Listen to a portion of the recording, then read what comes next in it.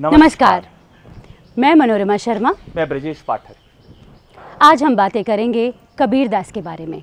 कबीर सबके हैं, हिंदुओं के लिए वैष्णव भक्त, मुसलमानों के लिए पीर, सिखों के लिए भगत, अनुयायियों के लिए अवतार, राष्ट्रवादियों के लिए हिंदू मुस्लिम एकता के प्रतीक और नव वैदांतिकों के लिए विश्व धर्म प्रवर्तक तथा प्रगतिशील तत्वों के लिए समाज सुधारक।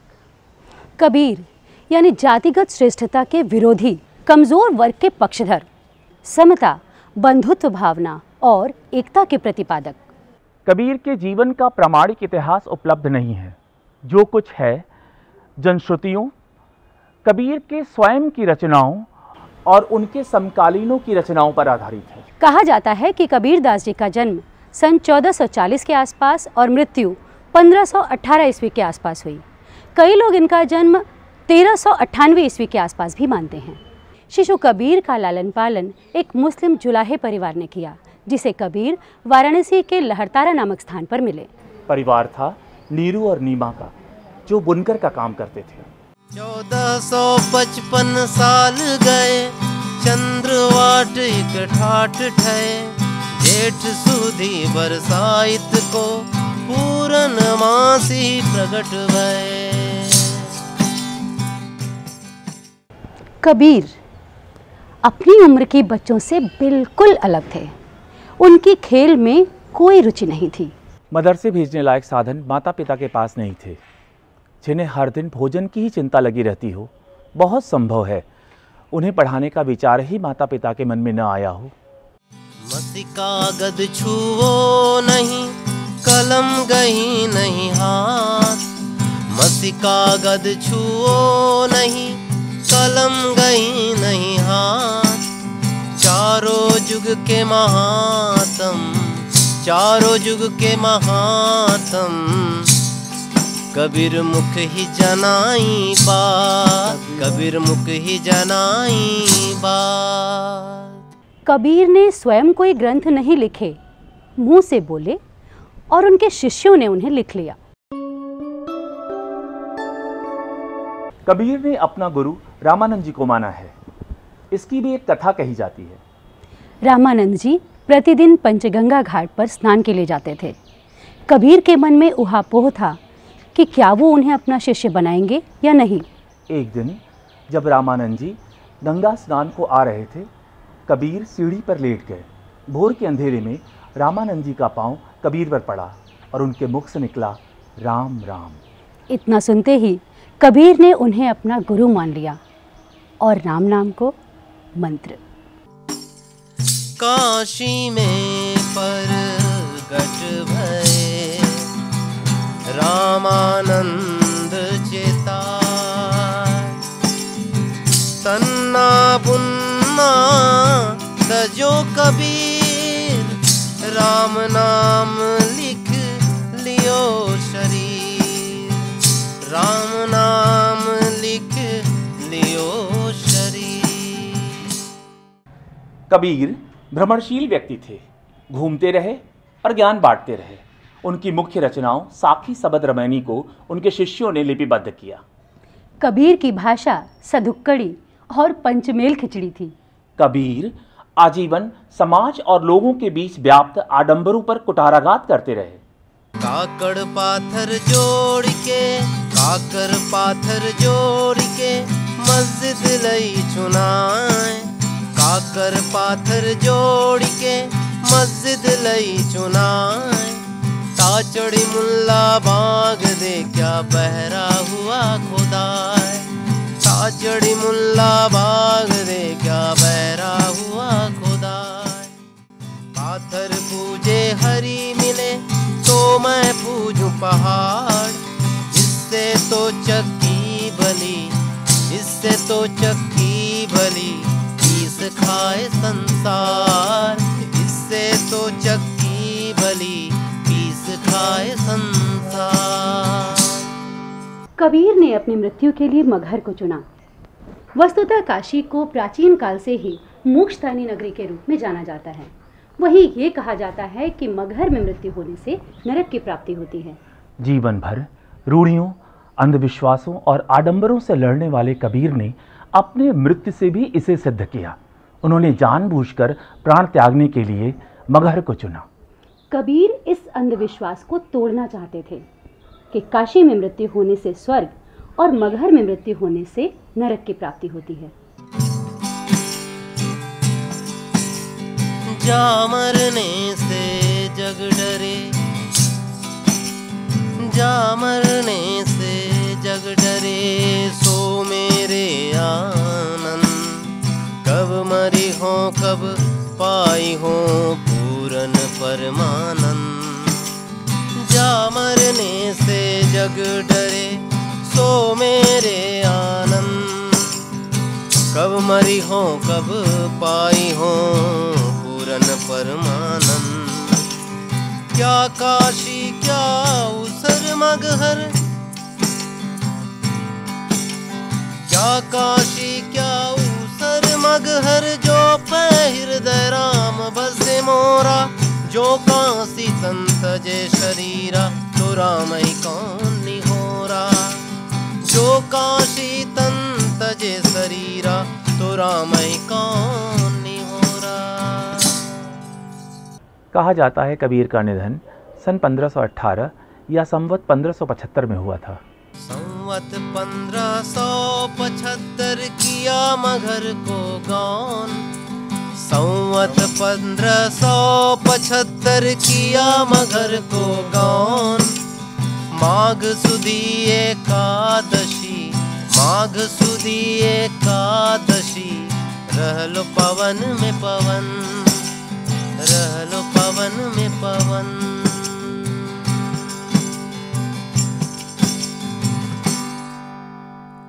कबीर के जन्मस्थान लहरतारा में उनका एक भव्य मंदिर बना हुआ है।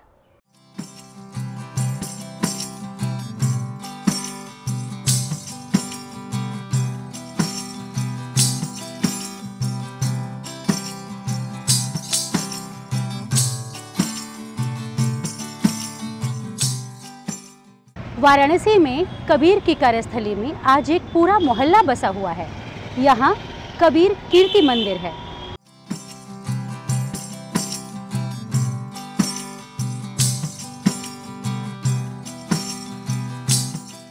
जहाँ कबीर का लालन पालन हुआ था, उनके माता पिता जुलाहे थे, कपड़ा बुनने का काम करते थे। कबीर साहब भी बड़े होकर के ताने बाने पर कपड़ा बुनने लगे थे और कपड़ा बुनते हुए ही ताने बाने पर उन्होंने सत्संग की पाठशाला की शुरुआत की।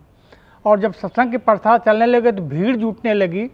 तो भीड़ में बहुत सारे कबीर भक्त हुए। तो उन्होंने देखा कि एक तरफ हम लोग सत्संग करते हैं, दूसरी तरफ बकरे काटे टंगे रहते हैं, क्योंकि सरना कसाई उनके पड़ोस में थे। तो कबीर साहब ने कहा कि भैया कसाई है, हम जुलाहे हैं, हम कपड़ा बुनने का काम करते हैं, हमारा भी खटर पटर की आवाज़ होती है, और वो कसाई है तो उनका पैसा है बकरा काट के मांस बेच के अपने जीविका चलाने का, हम क्या कर सकते हैं। बहुत समझाया भक्तों को कि भैया ये है कि तब एक दोहा पढ़ा कबीर ने जो बहुत प्रसिद्ध है जन जन लोकोक्ति में, कबीरा तेरी झोपड़ी गल कट्टों के पास, जो करेगा सो भरेगा तुम क्यों हो तो उदास। तो भक्तों ने कहा महाराज आप भी कहते हैं कि बकरी पाती खाते ताकि कारी खाल, जो बकरी को खाते ताकि कौन हवाल। तो भक्तों को माना नहीं, विश्वास नहीं हुआ। तो उन्होंने भक्तों ने मिल करके ये परिक्षेत्र जहाँ ये बीजक मंदिर बना है, ये कबीर चबूतरा का निर्माण किया। और भक्तों ने कहा महाराज हम लोग इस कसाई बाड़े में सत्संग नहीं कर सकते, आप चलिए वहाँ। तो ये कबीर चबूतरा नाम हुआ। कबीर चबूतरा पर सत्संग शुरू किए। यही कबीर चौरा आगे कबीर के परिणति काल में कबीर चौरा नाम से विख्यात हुआ। और इसी ख्याति को दुनिया में यहीं से कबीर ने भक्ति आंदोलन शुरुआत किया और देश दुनिया में कबीर आंदोलन चला। और 300 संतों ने कबीर साहब के वाणी को, उनके विचारों को, उनके दर्शनों को जन जन में फैलाने और पहुंचाने का काम किया। इसलिए आज कबीर की परंपरा, कबीर का इतिहास, कबीर की भक्ति जन जन में फैली हुई है। कबीर घोड़ा प्रेम का चेतन चढ़ी असवार, म्यान खड़ग गई काल सिर बलि मचाई मार। म्यान खड़ग गई काल सिर बलि मचाई मार।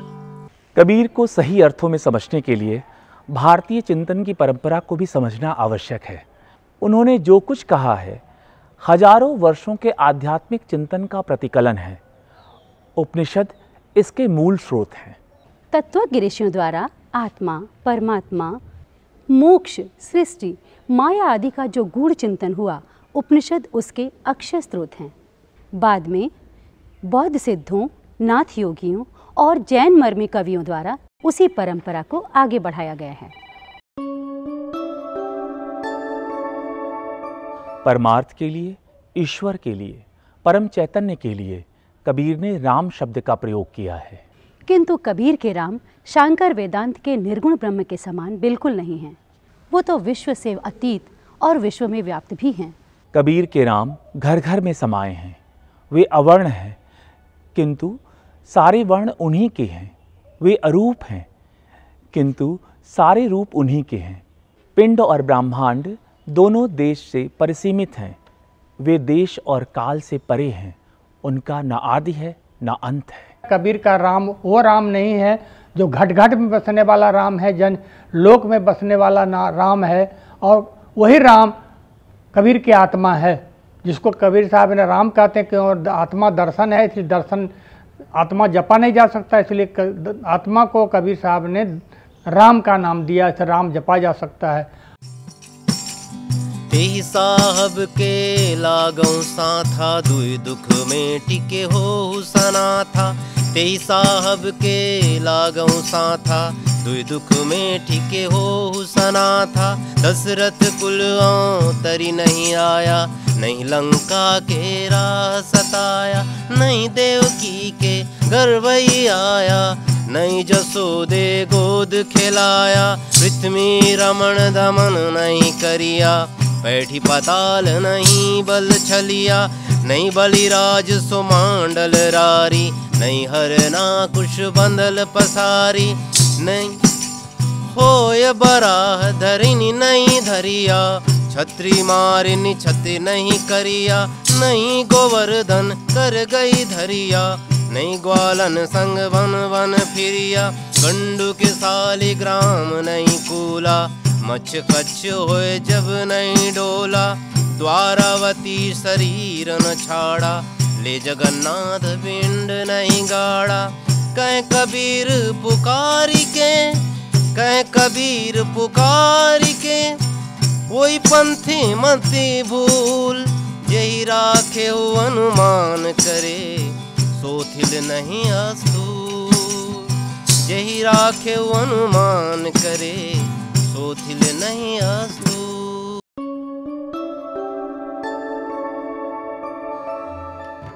कबीर ने माया को प्रभु की आदि शक्ति कहा है। कबीर ने विद्या माया और अविद्या माया ऐसी दो प्रकार की माया की कल्पना नहीं की है। कबीर की माया केवल अविद्या माया है। इसका मुख्य कार्य सत्य को ढक देना है, एकत्व को छिपाकर नानत्व की प्रतीति कराना, जीव को मोहित कर विषयों में फंसाना, ऐन्द्रिक सुख के लिए तृष्णा को जागृत करना, अनात्म को आत्मवत उद्भाषित करना। ये जो माया है वो सर्वव्याप्त है। उसने अपने शिकंजे में सबको ले रखा है। कबीर इस बात को जानते हैं और इसकी वजह ये है कि माया का रूप बहुत आकर्षक है, बहुत मोहक है, बहुत जादू भरा है। इसीलिए कबीर माया के लिए जो उपमान लाते हैं, एक जगह वो कहते हैं कि माया की बदली आई हुई है। और वो बदली कैसी है? जैसी तीतर बानी छां, तीतर वर्णी, तीतर के रंग की बहुरंगी है माया। और ये जो माया का बहुरंगी पना है वह बहुत मोहक है। कबीरदास साधकों से के सामने माया की मोहकता को प्रत्यक्ष करते हैं और उससे सावधान रहने की बात करते हैं।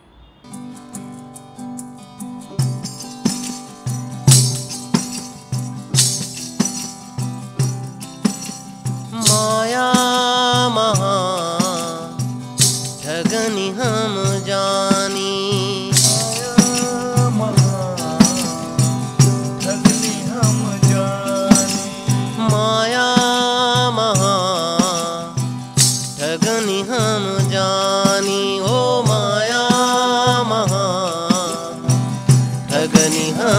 जानी। त्रिगुण फांस लिए कर डोले बोले मधुरी बानी। त्रिगुण फांस लिए कर डोले बोले मधुरी बानी। माया महा ठगनी हम जानी। ओ माया महा ठगनी हम जानी।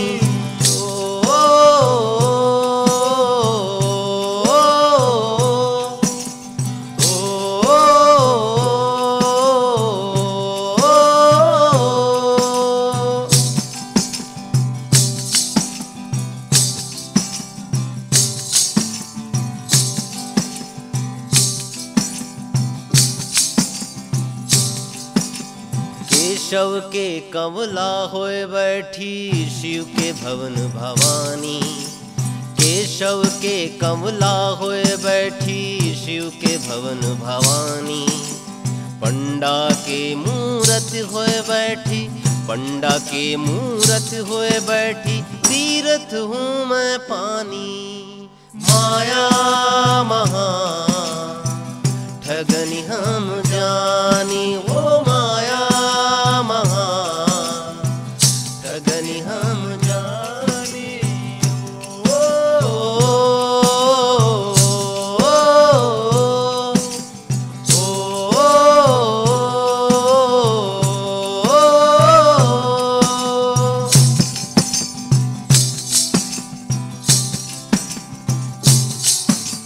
योगी के योगन होए बैठी राजा के घर रानी।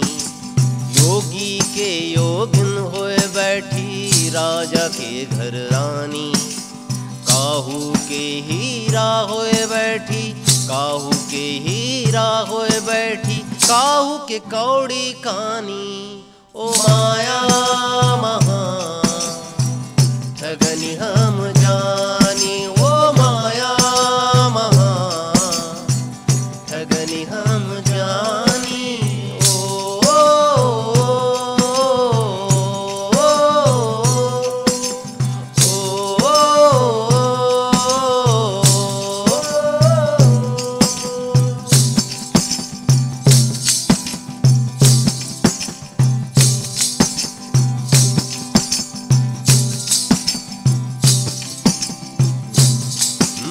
भक्तन के भक्तिन होए बैठी ब्रह्मा के ब्रह्मानी।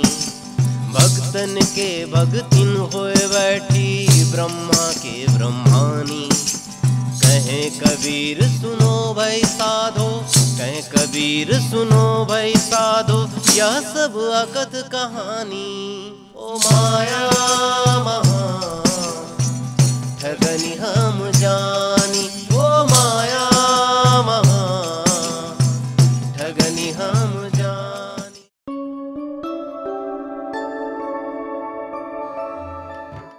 कबीर ने कुछ शब्दों का बार बार प्रयोग किया।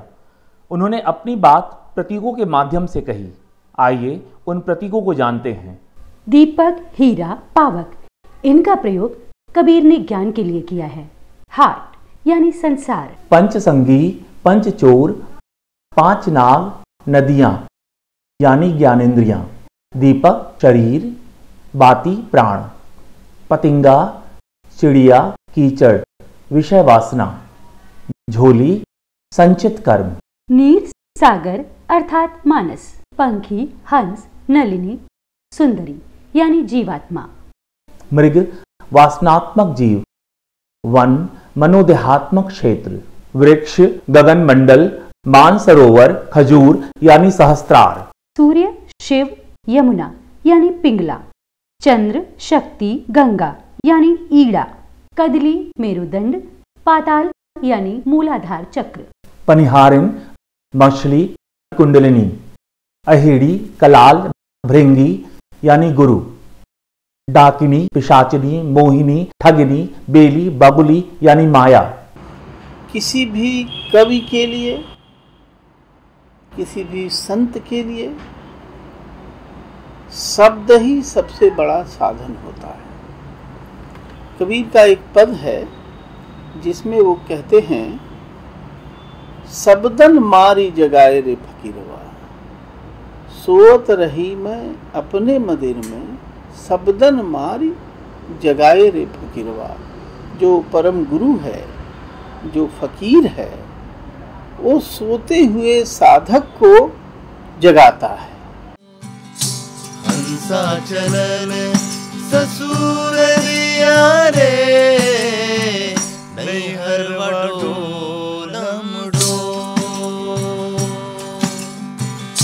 नैहरवा डोलम डोल, नैहरवा डोलम डोल, नैहरवा डोलम डोल, नैहरवा डोलम डोल।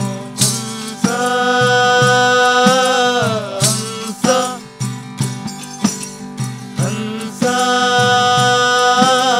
हंसा हंसा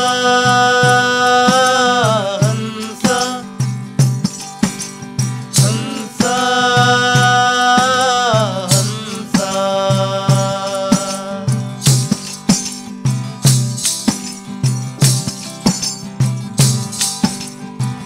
ससुरा से पियवा चिट्ठिया भेजा, ससुरा से पियवा चिट्ठिया भेजा।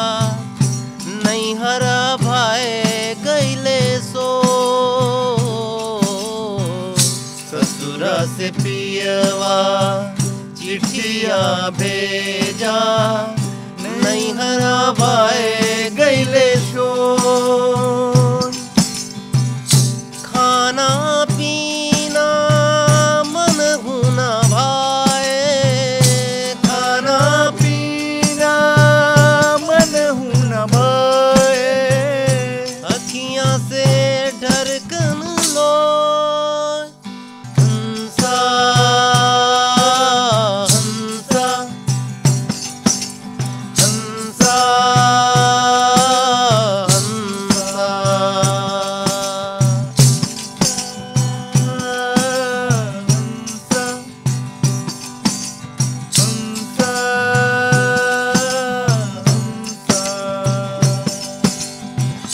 कहें कबीर सुनो भाई साधो, कहें कबीर सुनो भाई साधो। यह पद है निर्वाणी, हाँ यह पद है निर्वाणी। यह पद को कोई अर्थ लगई है, यह पद का कोई अर्थ लगई है। पहुँचत मूल ठिकानी, हंसा चलल ससुर रिया रे, नैहरवा डोलम डोल। हंसा चलल ससुर रिया रे, नैहरवा डोलम डोल, नैहरवा डोलम डोल, नैहरवा डोलम डोल, नैहरवा डोलम डोल, नैहरवा